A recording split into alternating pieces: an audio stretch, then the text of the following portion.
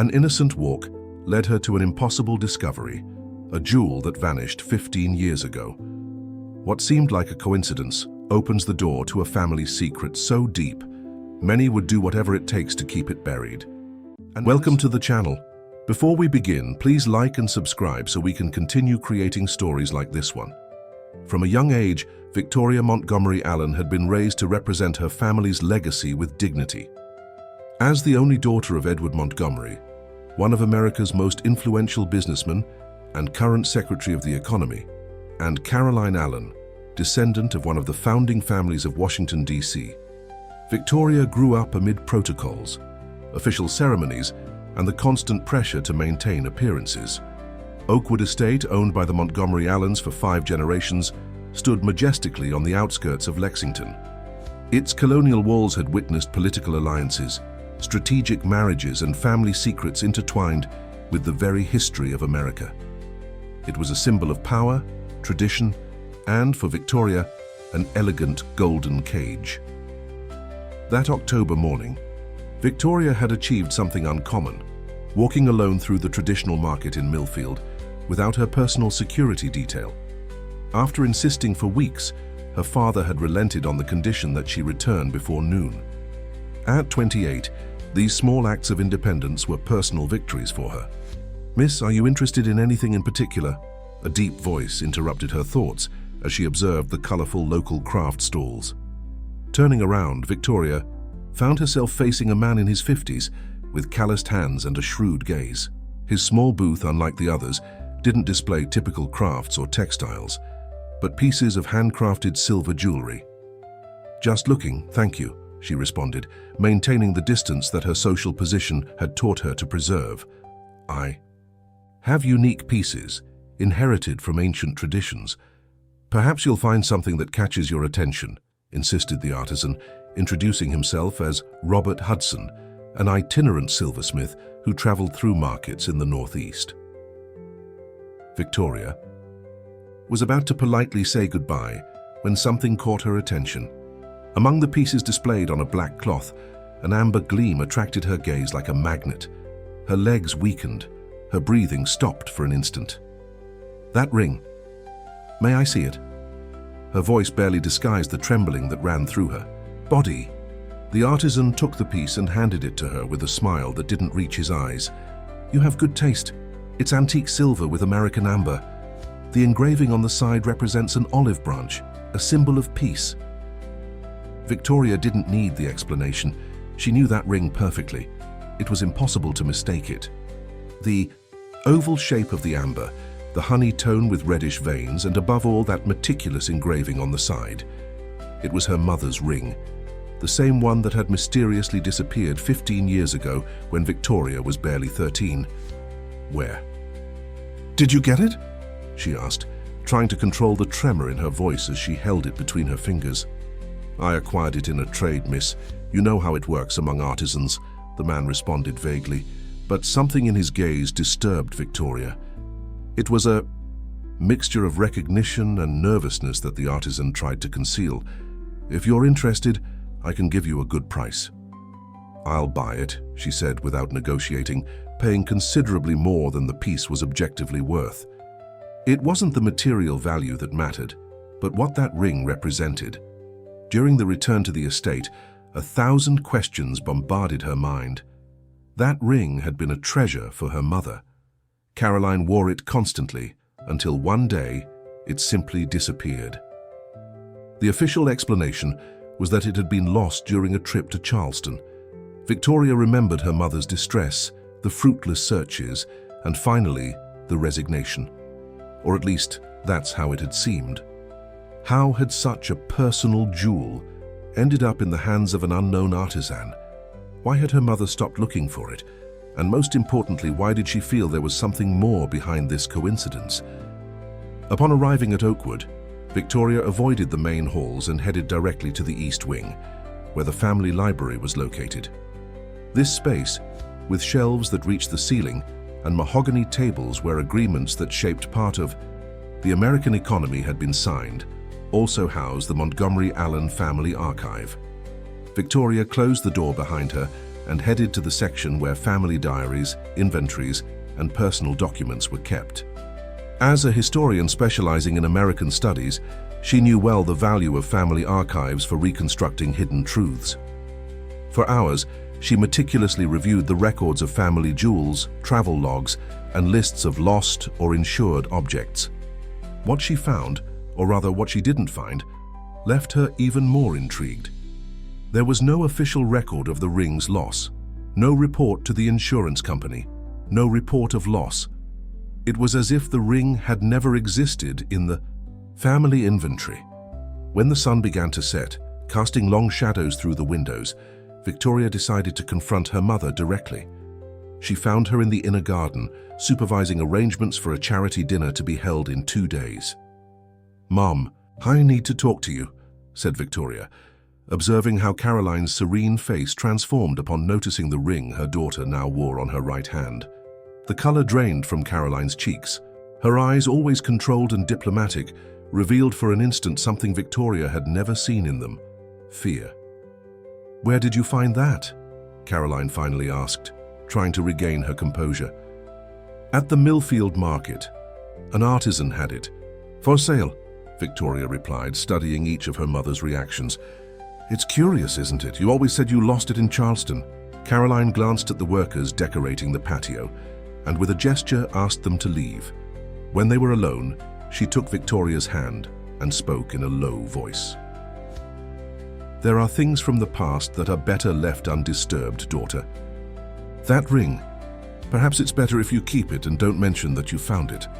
Why, it was your favorite ring. You wore it all the time. It was Grandfather Anthony's gift." Caroline released her daughter's hand and put on a forced smile. "I have many jewels, Victoria, and that piece, perhaps I was confused. I don't remember it clearly." The lie was so obvious that Victoria felt as if she had been slapped. Her mother, always precise with details, always attentive to every valuable object in the family, claimed not to remember a jewel she had worn daily for years.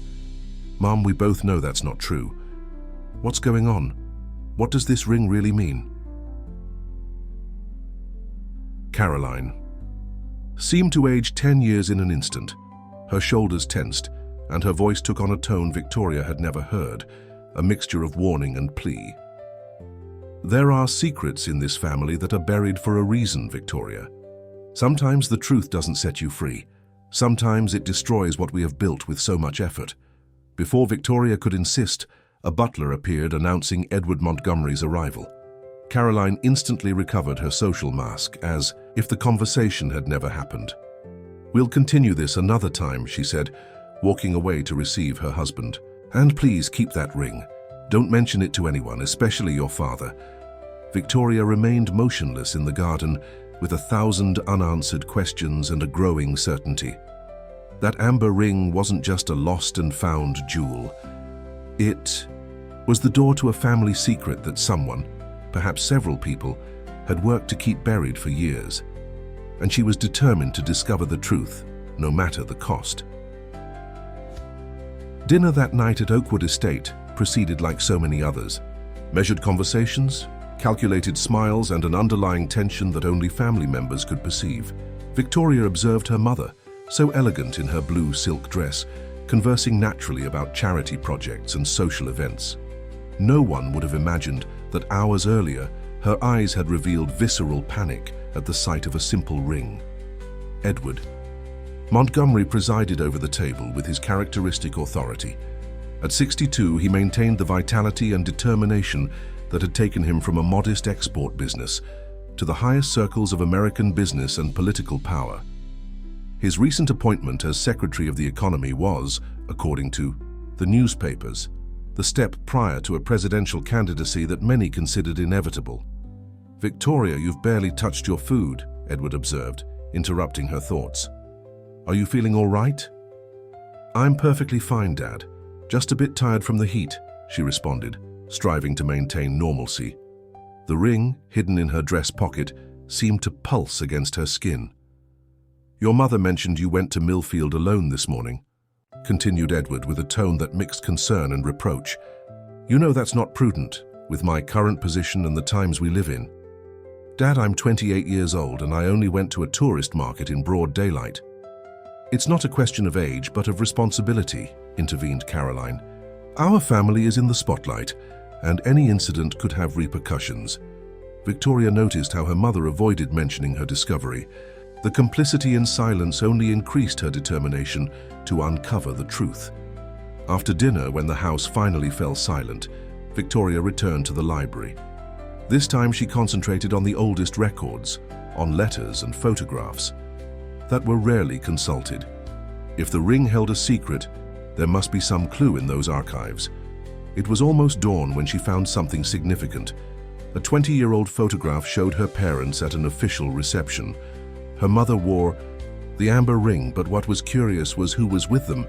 Gabriel Sanderson, her father's former principal advisor and one of the country's most brilliant economists.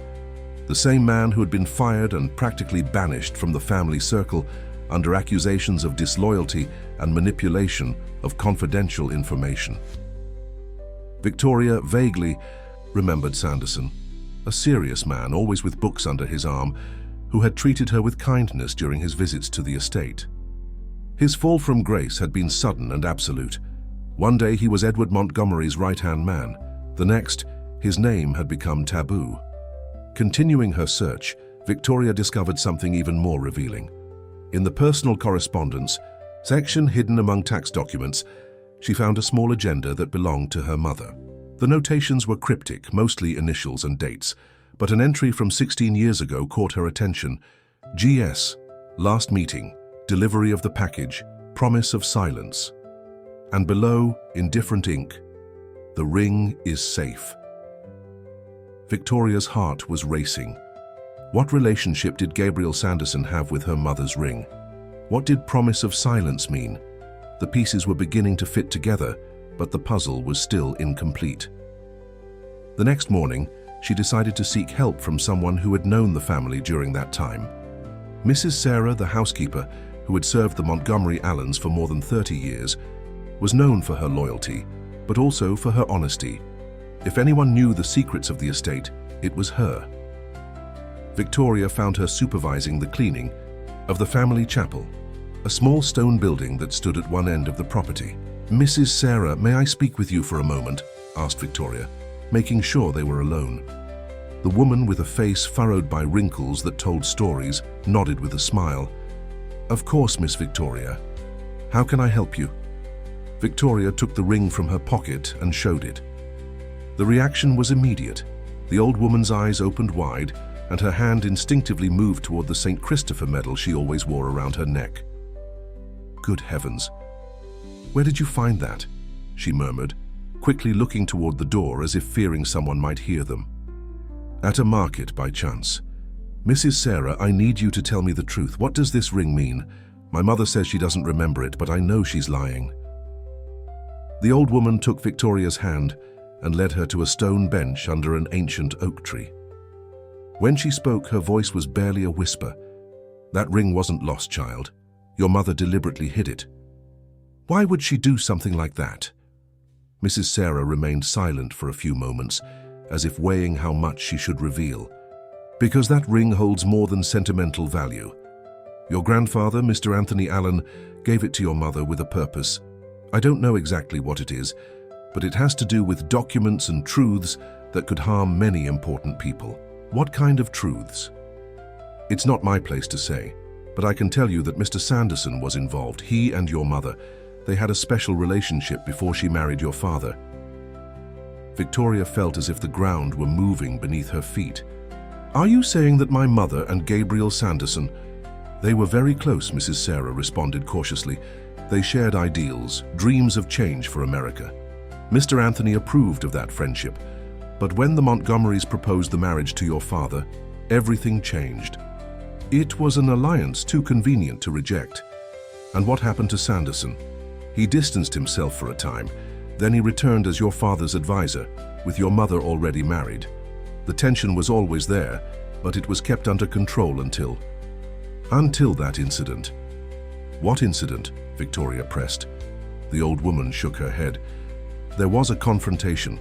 I didn't witness the details, but that night your mother was as upset as I'd ever seen her. The next day, Mr. Sanderson no longer worked for the family, and shortly after he left the East Coast. And the ring? It disappeared during those days. Your mother said she had lost it, but I saw her putting something in the safe in her room the night before announcing the loss. I never mentioned my suspicions. In this house, child, there are things it's better not to have seen. Victoria contemplated the ring between her fingers. Do you know where I can find Gabriel Sanderson now? Mrs. Sarah paled. Child, please, don't stir those waters. Your family. My family is built on secrets, Mrs. Sarah, and those secrets are beginning to surface, whether I want them to or not. I prefer to face them on my terms. After a long silence, the old woman sighed. It's rumored that he lives under another name in Portland. He changed his appearance and teaches at some university, but no one has confirmed it. Victoria took the wrinkled hands of the woman in hers. Thank you, I promise to be prudent.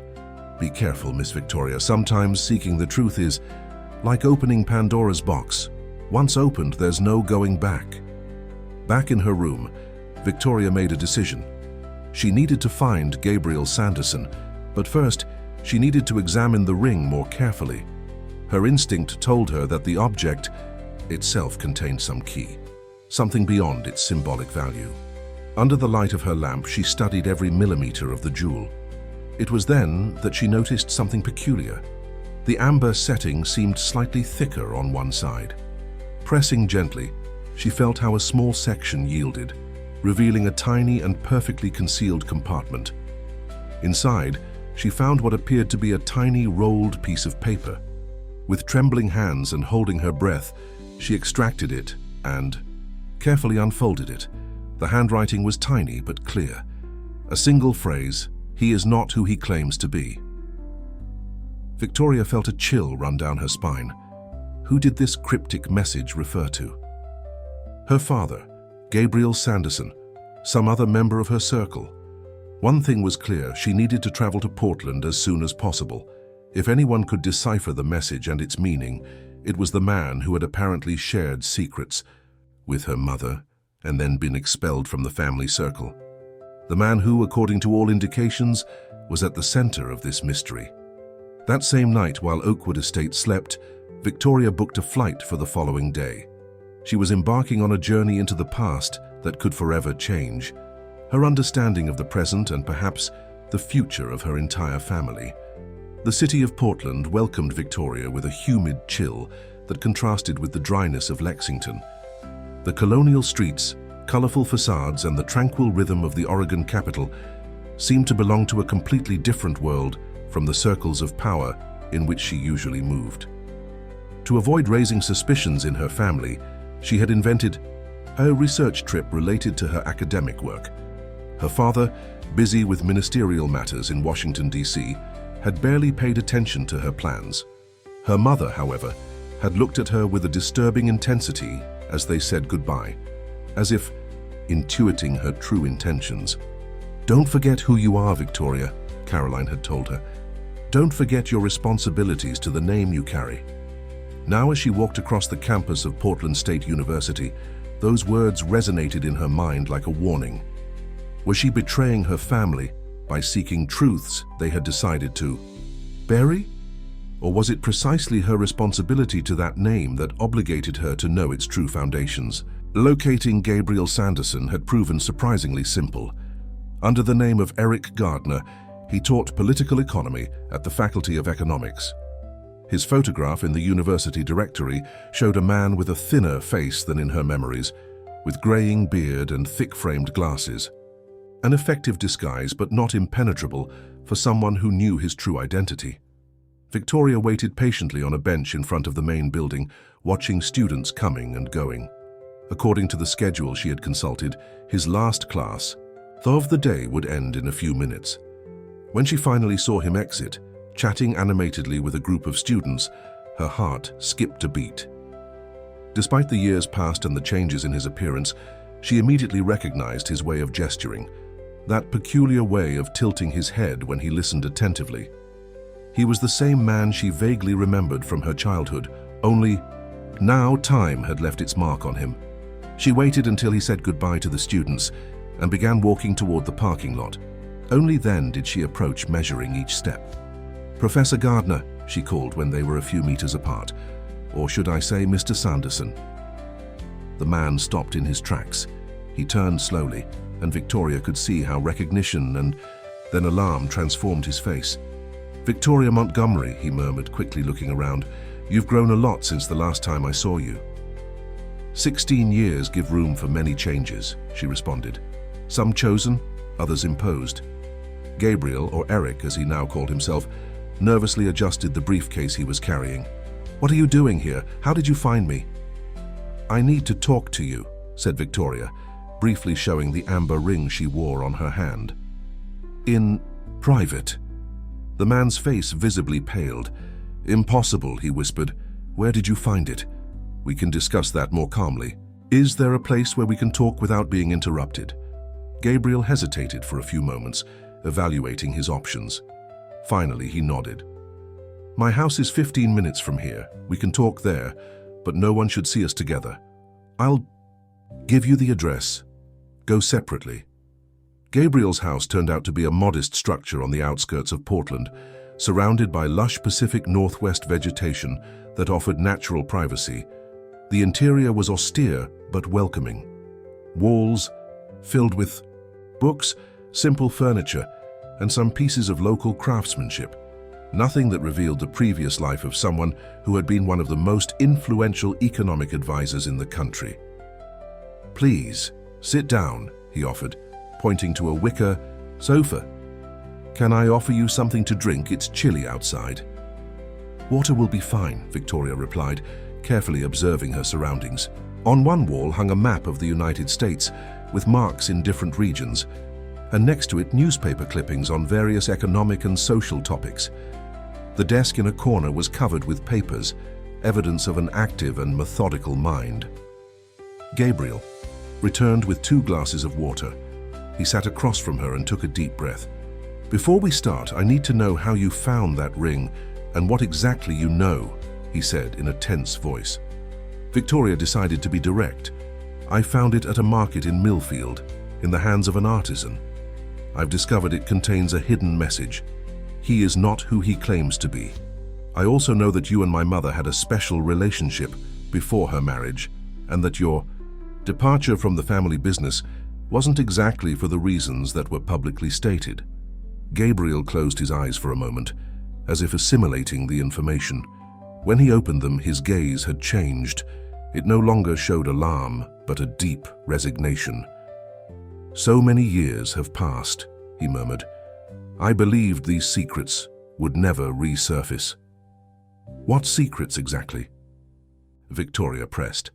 "Before continuing, I must ask you, what do you intend to do with this information? Your father is now Secretary of the Economy with presidential ambitions. Your family controls companies that employ thousands of people. Have you considered the consequences of unearthing the past?" "I just want the truth," Victoria replied. "What I do with it will depend on what I discover."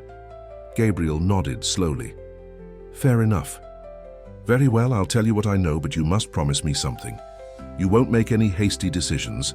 Some truths require time to be processed." "I promise," said Victoria, though she wasn't sure she could keep it. Gabriel stood up and took a small box from a bookshelf. From it, he took out an old photograph and handed it to Victoria. "Your mother and I met at university. We were more than friends, but less than a formal couple. We shared ideals, visions about how America should be. Your grandfather, Anthony Allen, supported us. He was a different man from the public image he projected. In private, he had progressive ideas and believed in the need to reform the economic structures of the country." Victoria looked at the photograph. Her mother, much younger, smiled next. To Gabriel, in front of what appeared to be a university library, both held books and looked radiant, full of hope. What happened then? "The Montgomerys proposed a marriage alliance. Your grandfather initially resisted, but the political and economic pressures were enormous. Finally, he agreed. Your mother, she made her decision." Gabriel's voice broke slightly. She agreed to marry Edward Montgomery out of family loyalty, and with the hope that from that position she could promote some of the changes we believed in. She asked me for time and distance. And you left. Yes, I spent a few years abroad.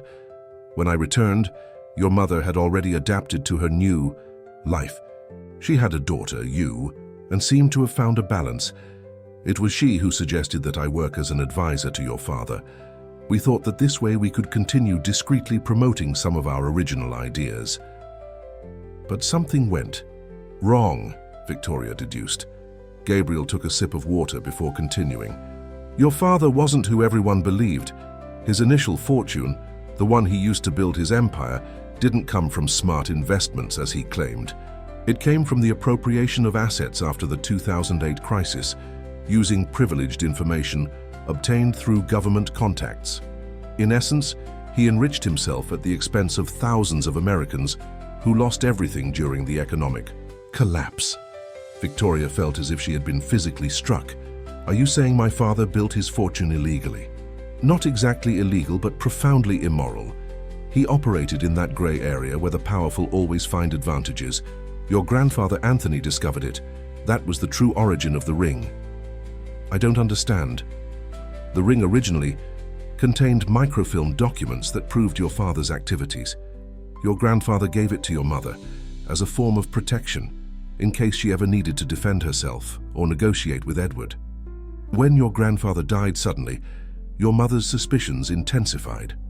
Are you suggesting that my father had something to do with my grandfather's disappearance? Asked Victoria, feeling nauseated. I have no proof of that, Gabriel quickly clarified. I can only tell you that the situation between them was tense. Your grandfather had begun to ask uncomfortable questions about certain investments and transfers. Victoria breathed deeply, trying to process all this information. And what happened to the microfilm? Your mother eventually destroyed it, for your safety. But before that, she transcribed the essence of the message on that small piece of paper you found. He is not who he claims to be. A warning for the future, I suppose. Why were you expelled from the company? What really happened? Gabriel smiled bitterly. I discovered something else, something related to how your father was using his political connections to monopolize government contracts. I mentioned it to your mother, concerned about the ethical and legal implications. She got scared, not for herself, but for you. She asked me to keep silent and to distance myself. Days later, your father accused me of leaking confidential information to the competition. It was false, of course, but it served as the perfect excuse to get rid of me. A heavy silence fell between them. The ceiling fan turned lazily as Victoria tried to reconcile the image of her family with the revelations she had just heard. There's something else, Gabriel finally said, getting up to look for something in his desk. The artisan who had the ring. Did you notice anything peculiar about him? He seemed nervous when I asked about the origin of the piece, Victoria recalled. Because he wasn't a simple artisan. His name is Robert Hudson, and for years he's been an informant. He initially worked for your mother, watching me. Then he started working for your father. He's a man who sells his loyalty to the highest bidder. How do you know? Gabriel handed her a newspaper clipping. It was a small note about the arrest of a man for identity theft and corporate espionage. I recognized him a couple of years ago, lurking around campus. When I confronted him, he confessed that your father had sent him to ensure that I remained retired and silent. I paid him better than your father to inform me about the movements of the Montgomery family. It was he who warned me that someone had recovered the ring and was asking questions. Did the ring come into your hands by chance? Asked Victoria, feeling the pieces fitting together. There are no such coincidences in our history, Victoria. Your mother deliberately hid it years ago, entrusting it to someone who was supposed to keep it safe. When that person recently passed away, the ring began to circulate again. Robert intercepted it and, following my instructions, put it in your path. Are you saying you orchestrated all this? Why? Gabriel's eyes reflected a calm determination. Because it's time for you to know the truth about your family. Your father is about to reach the highest power in this country. The consequences could be devastating for millions of Americans. And you, Victoria, are perhaps the only person who can prevent it." Victoria felt the weight of those words like a mantle on her shoulders. "What exactly do you expect me to do?" "That's for you to decide. I can only show you the truth. The rest depends on you." As the Portland sun began to set, tinting the walls of that modest house orange, Victoria understood that she had crossed a point of no return. The truth, as Mrs. Sarah had warned, was like opening Pandora's box, and now that she had opened it, she had to face its consequences. The return to Oakwood Estate was for Victoria like returning to a now strange territory. The same century-old walls, the same meticulously maintained gardens, and the same staff, who greeted her with deference. However, everything looked different through the prism of the revelations from Portland. During the flight back, she had organized her thoughts and planned her next steps. The first and most difficult conversation had to be with her mother. She needed to hear her version before making any decision. She found Caroline in her private study, a bright space decorated with contemporary American art pieces where she usually attended to matters of her charitable foundations. Seeing her daughter enter, the woman looked up from the documents she was reviewing and gave her a warm smile that froze upon noticing Victoria's serious expression. "I've just come from Portland," Victoria announced without preamble, closing the door behind her. "From speaking with Gabriel Sanderson." Caroline's face instantly paled. Her hands, always steady, trembled as she set her pen on the desk. For moments that seemed eternal, mother and daughter held each other's gaze in a silent battle of wills. "Please, sit down," Caroline finally said, composing herself.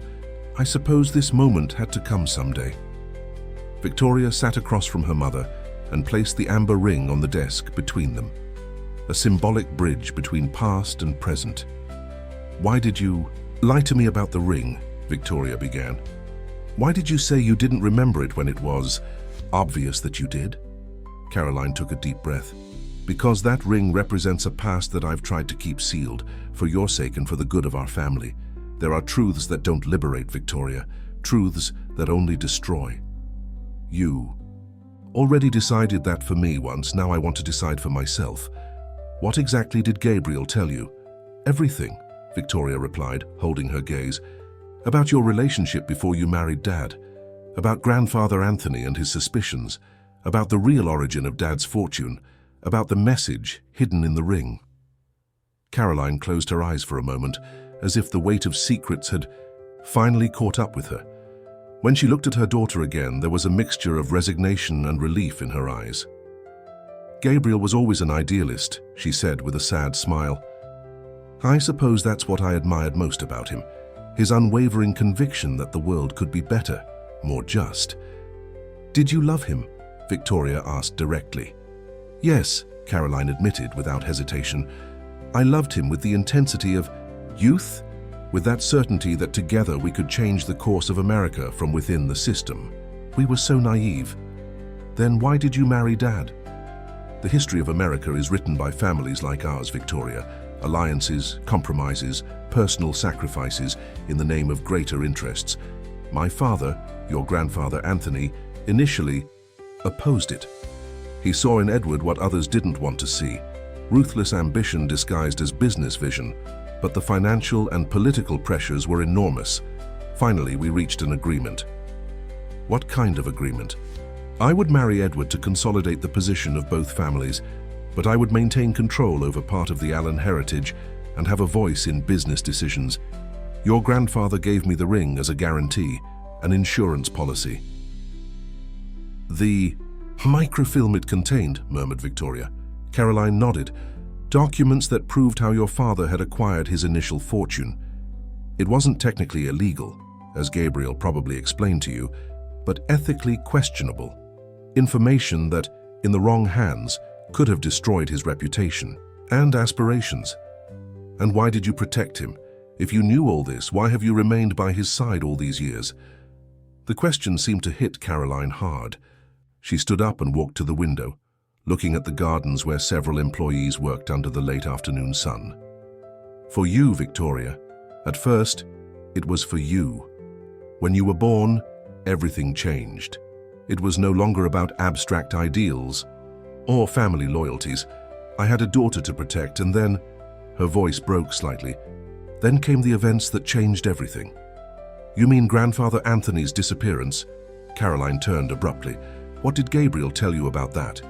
He said he had no proof, but there were suspicions about Dad's involvement. Caroline returned to the desk and sat down heavily. My father began asking uncomfortable questions about certain financial movements of Montgomery Group. He was preparing a detailed report to present to some contacts in the government. He never got to complete it. Do you think Dad had something to do with it? I never found conclusive evidence, Caroline replied tensely. But the day before his disappearance, they had a terrible argument. Edward was furious. He threatened to destroy everything the Allens had built if my father went ahead with his investigation. Victoria felt a chill. Why didn't you go to the authorities with your suspicions? Which authorities, Victoria?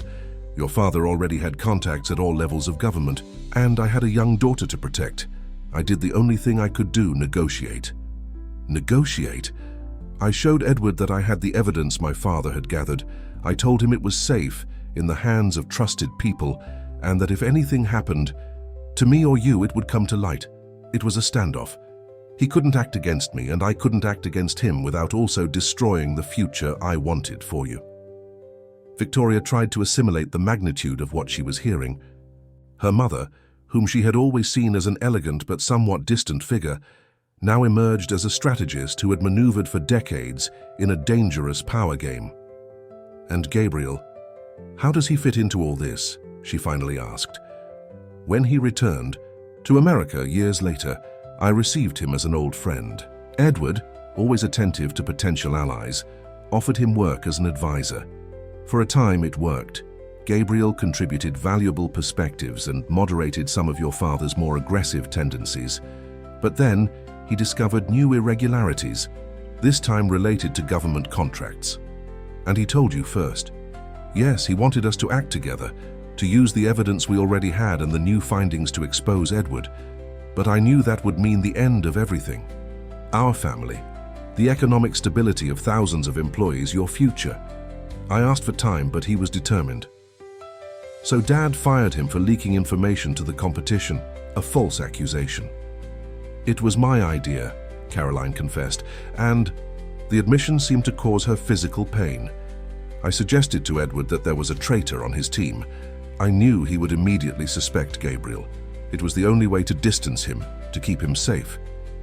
And the ring? Why did you hide it? Because by then I had already destroyed the original microfilm.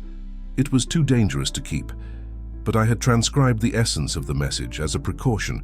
When Gabriel was expelled, I feared Edward might connect the dots and look for the ring, so I orchestrated its loss. You gave it to someone you trusted, Victoria deduced. To Luke Mitchell, the old gardener who looked after the chapel, Robert Hudson's father, in fact. I asked him to keep it until I claimed it, but Luke passed away last year before I could recover it.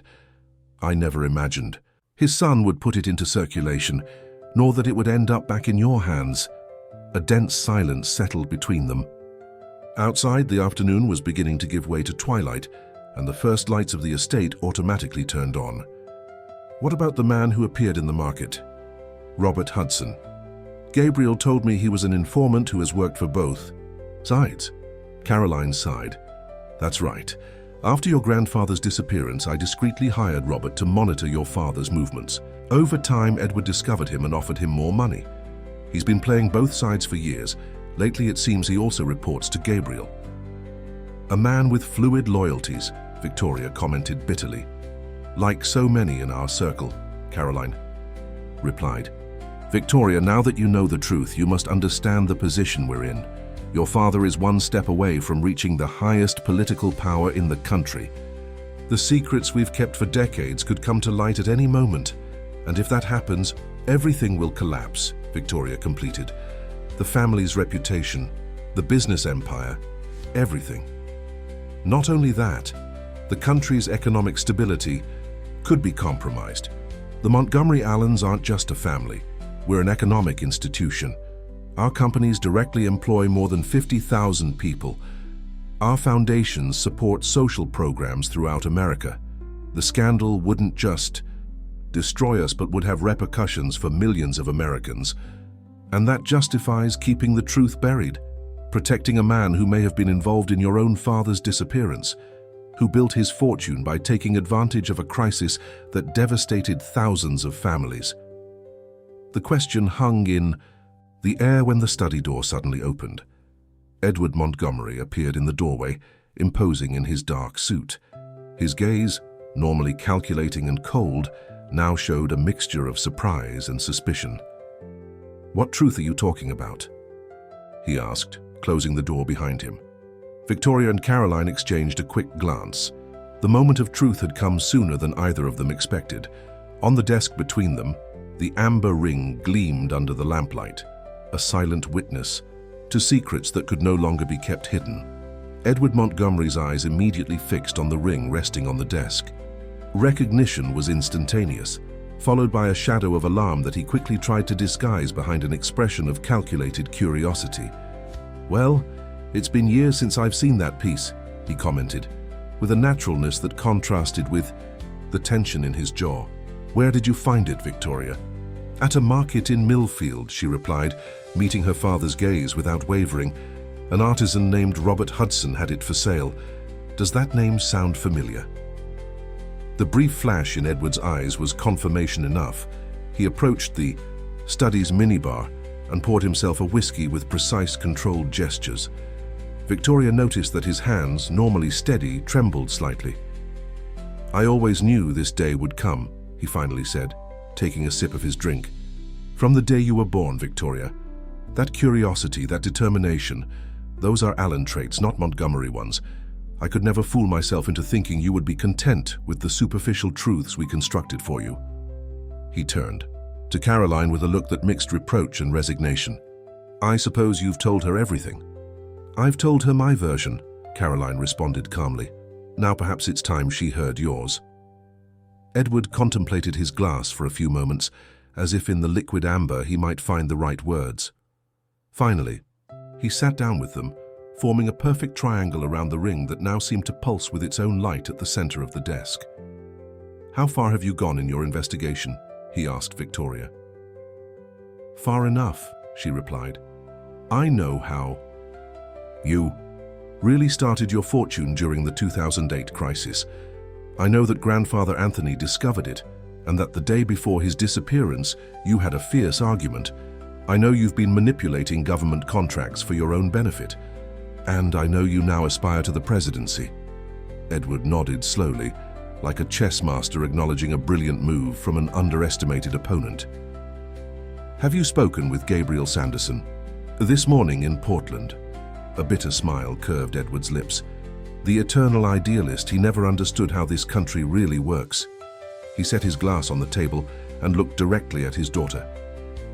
"Everything they've told you is partially true, Victoria, but there's a context that no one has explained to you." "I'm listening," she said, crossing her arms. "America in 2008 was on the brink of collapse. The entire financial system was crumbling. While everyone was fleeing, I saw an opportunity not just to enrich myself, but to rebuild. Yes, I used insider information. Yes, I took advantage of my contacts. But with the capital I generated, we created companies that now employ tens of thousands of people. At the expense of those who lost everything," Victoria pointed out. "History is written by the survivors, daughter. In a crisis like that, the weak succumb and the strong prosper. It's the natural law of economics. And Grandfather Anthony, was he also part of that natural law?" Edward's face darkened. Anthony Allen was a dangerous dreamer. He believed he could change the rules of the game without understanding that the game itself is immutable. When he discovered my methods, he threatened to expose me publicly, not out of moral principles, but because he saw me as an obstacle to his own plans for political influence. "Are you admitting your involvement in his disappearance?" Caroline's voice trembled slightly. "I'm saying your father played in bigger leagues than you thought, Caroline. His contacts went far beyond what you told me. He was negotiating with groups I can't even openly mention, groups that don't tolerate threats or blackmail." "I don't believe you," said Caroline. though her voice lacked conviction. "Your father threatened to use certain information to destroy me. The next day, he disappeared. I never ordered his disappearance, but I also did nothing to prevent it. When I learned he was in danger, that is my true sin, omission, not action." Victoria tried to process everything she was hearing. The pieces fit together in unexpected ways, painting a much more complex picture than the simple good and bad scheme she had imagined. "And the government contracts?" she asked, remembering Gabriel's accusations. "Strategic optimization in a competitive environment," Edward responded with the practicality of someone who has justified his actions for so long that he's come to believe in his own rationalizations. "Everyone does it, Victoria. The difference is that I do it better, and with a greater purpose."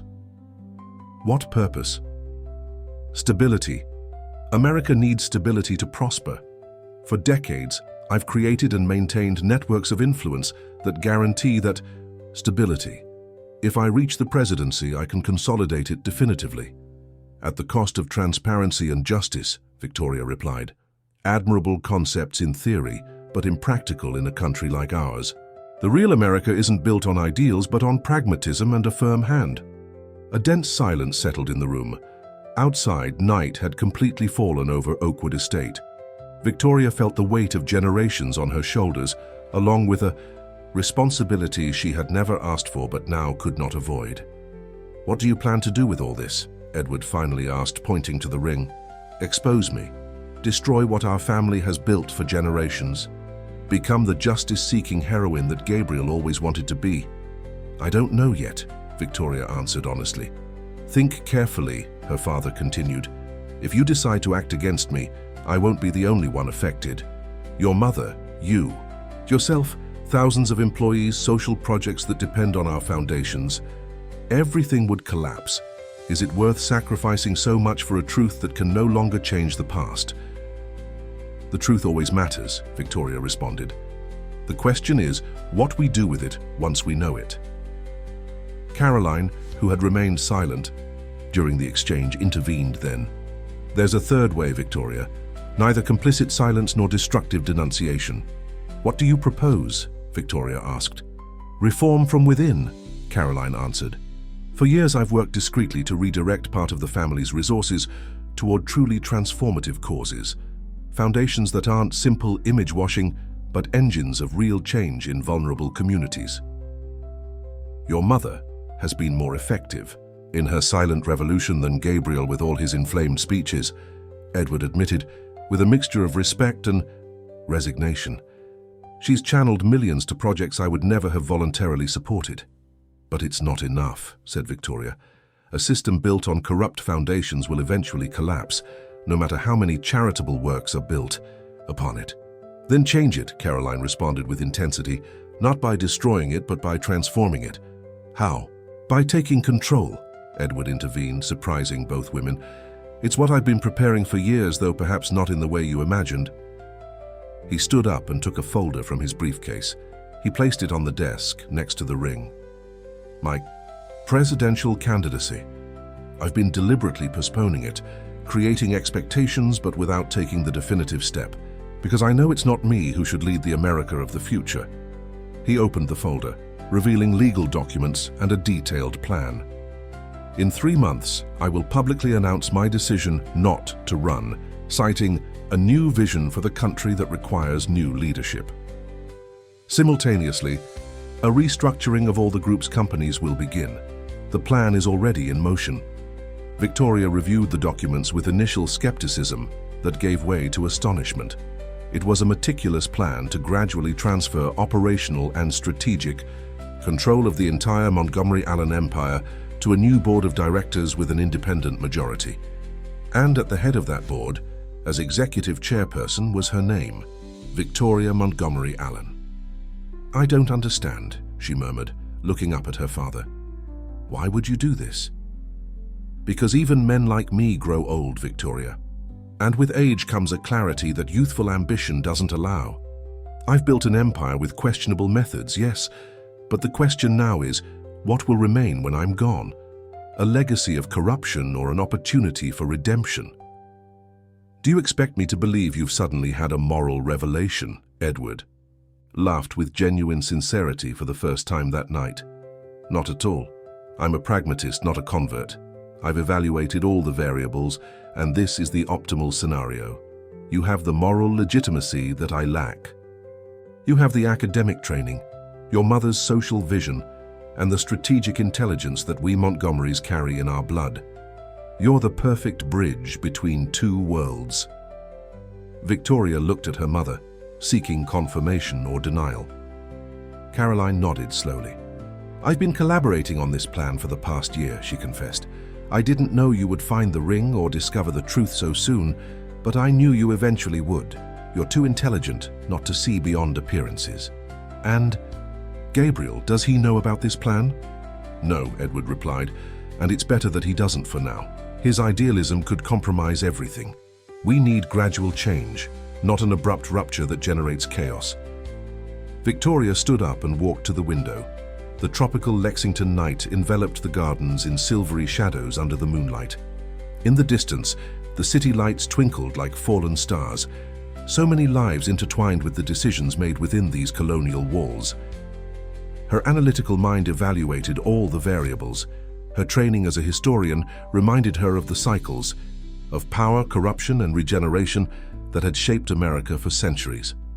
Her heart, divided between family loyalty and her own principles, sought an impossible balance. If I accept, she finally said, turning to her parents, I need guarantees. I won't be a simple facade to continue with the same system under a renewed appearance. Name your conditions, Edward responded with the expression of someone who has already anticipated this moment. First, complete transparency about past operations. I need to know every skeleton in every closet to avoid future surprises. Granted, Edward nodded. Second, a compensation program for communities historically affected by our business practices, not as charity but as restitution. Feasible with the appropriate adjustments, Edward murmured, making mental calculations. Third, Gabriel Sanderson must be reinstated if he accepts. His perspective is valuable, and his presence would be a necessary counterbalance. Edward frowned, but after a pause, reluctantly nodded. Under certain confidentiality conditions, it could be arranged. And fourth, continued Victoria, taking the ring from the desk, this must not remain hidden.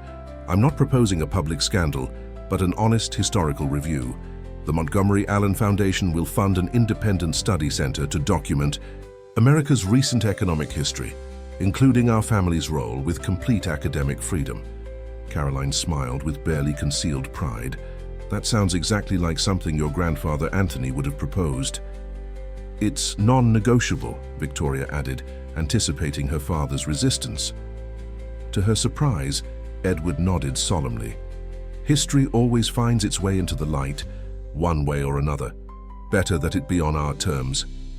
A contemplative silence filled the room as each absorbed the magnitude of the moment. 3 generations of power, secrets, and ambitions converged at an inflection point that could redefine not only the future of the Montgomery Allen family, but also its place in American history. There's something else you should know, Victoria finally said. Before returning from Portland, I met with someone you both know well. Who? Caroline asked anxiously. Robert Hudson. He was waiting for me at the airport. He gave me this. Victoria took a small USB device from her purse. He says, it contains recordings of conversations between him and both of you over the years. His insurance, as he calls it. That damned opportunist, Edward muttered, visibly tensing. I offered him a deal, Victoria continued, a position in the new corporate security structure, on the condition that this is the only device and that he works exclusively for the board of directors, not for individuals. And he accepted? Caroline asked, skeptical. After negotiating his salary, yes, I think he's tired of playing multiple sides. Deep down, he's just looking for stability like everyone else. Edward let out a surprisingly genuine laugh. You just made your first move as executive chairperson, and I must say it was brilliant. Converting a potential enemy into a controlled asset. I'm impressed. Victoria couldn't help a small smile. I learned from the best, although I haven't always agreed with your methods.